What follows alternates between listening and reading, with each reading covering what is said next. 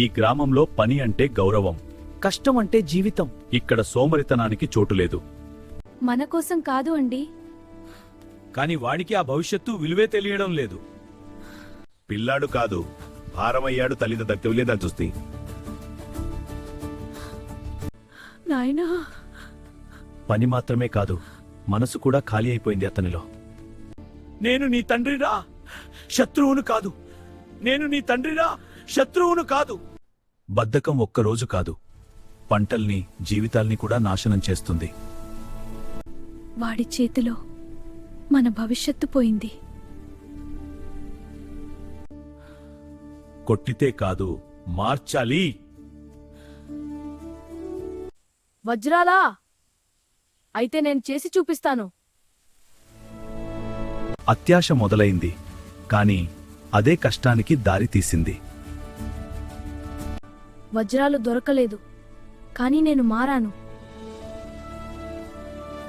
నీ కష్టం చూసే నీ తండ్రి కన్నీళ్లు ఆగిపోయాయి. క్షమించు నాన్న, ఇక బద్ధకం నా శత్రువు. వజ్రాలు భూమిలో లేవు, కష్టంలో ఉన్నాయి. ప్రతిరోజు ఈ గ్రామంలో సూర్యుడితో పాటు బాధ్యత కూడా లేచేది.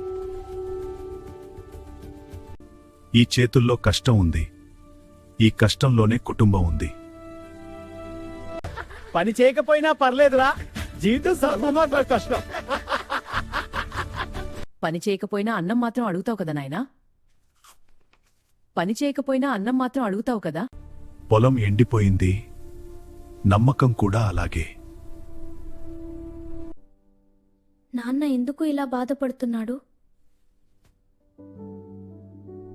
ప్రతి తప్పు వెనుక ఒక మార్గం దాగి ఉంటుంది.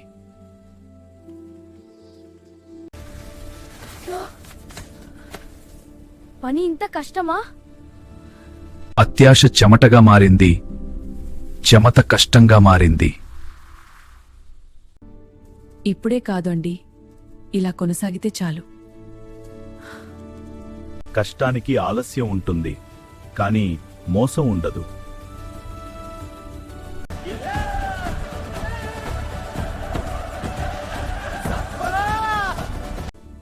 తిట్లు ఆగిపోయాయి, గర్వం మొదలైంది. వజ్రాలు భూమిలో కాదు, మన కష్టంలో ఉన్నాయి. ఈ కథ మీకు నచ్చితే లైక్ చేయండి, ఇంకా మంచి కథల కోసం సబ్స్క్రైబ్ చేయండి.